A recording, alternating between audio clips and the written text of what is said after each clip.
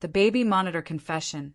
It had taken 40 minutes to get Lily to sleep, and Maya Bennett was not about to risk waking her by so much as breathing wrong.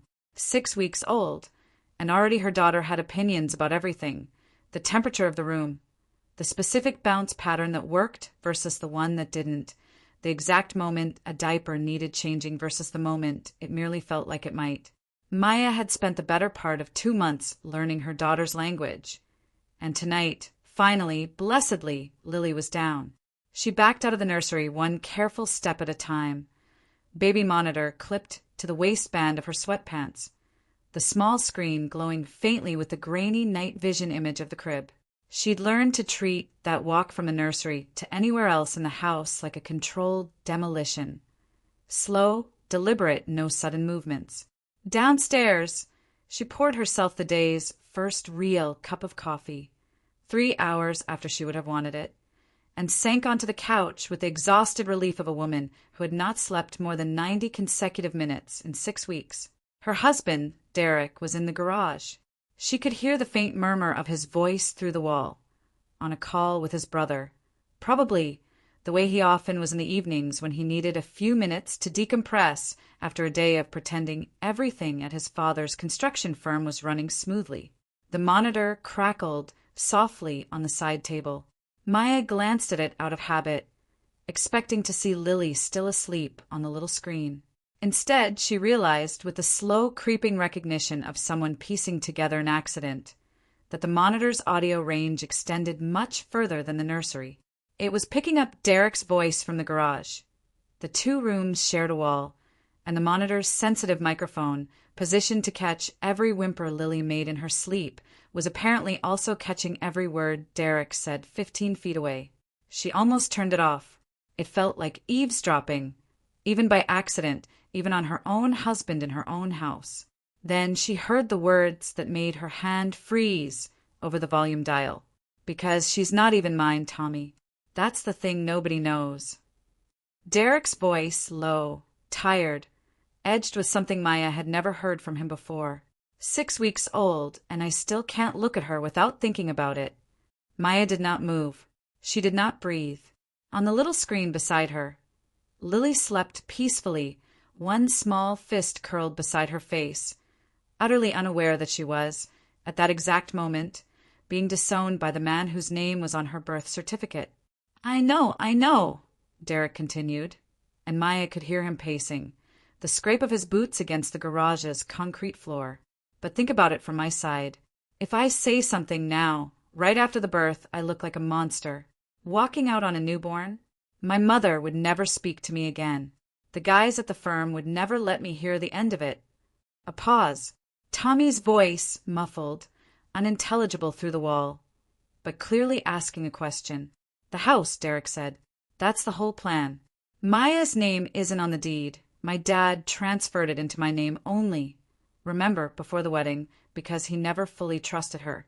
If I wait until Lily's maybe 6 months old enough that people stop asking so many questions about timing, I can file for something amicable. No fault. I get the house, split whatever's left of the savings, and I'm free. She'll never be able to prove I knew from the start. I've been playing the doting husband, so well even her own sister thinks I'm a saint."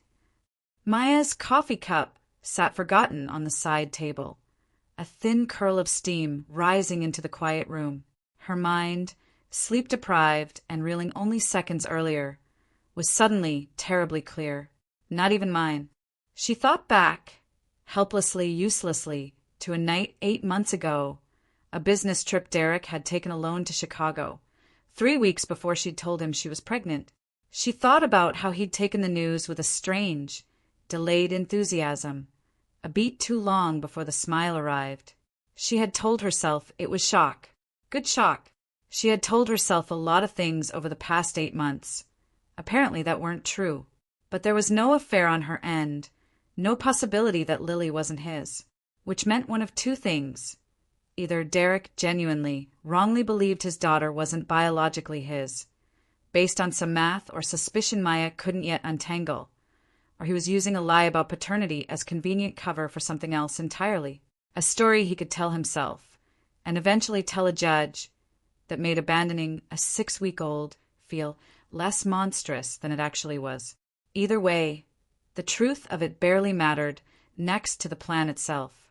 He was waiting, counting down months on a calendar only he could see, positioning himself to walk away with the house, the savings, and a story that painted him as a victim of circumstance rather than a man who decided, calculating and cold, exactly how long he needed to fake a marriage before cashing out of it.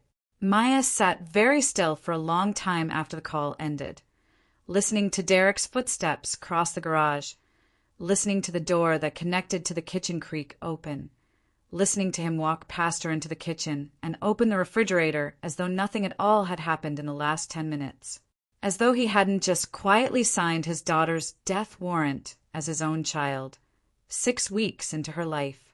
"Hey," he said, glancing over at her, his voice warm in the particular way she now understood was rehearsed. "Everything okay? You look tired." "I am tired," Maya said, and it was, at least, entirely true. She did not confront him that night. She did not confront him the next morning, either, feeding Lily in the gray early light while Derek showered for work, humming something under his breath, a man entirely at peace with a plan she now knew in full. Confronting him meant tipping her hand. It meant giving him time to adjust the plan, to move money, to consult a lawyer of his own before she'd had the chance to consult one first.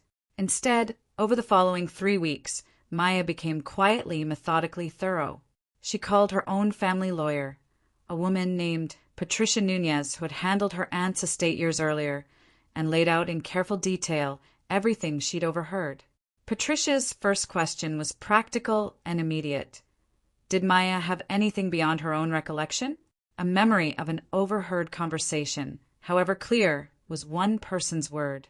Maya thought of the baby monitor, still sitting in Lily's nursery, still quietly capturing every sound within a 15-foot radius of the crib, its accompanying app storing short audio clips automatically whenever it detected sound above a certain volume.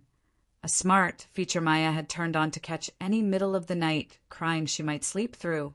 She opened the app that evening while Derek was in the shower, scrolling back through weeks of automatically saved clips, mostly Lily's cries, the white noise machine, Maya's own voice singing quietly at 3 a.m.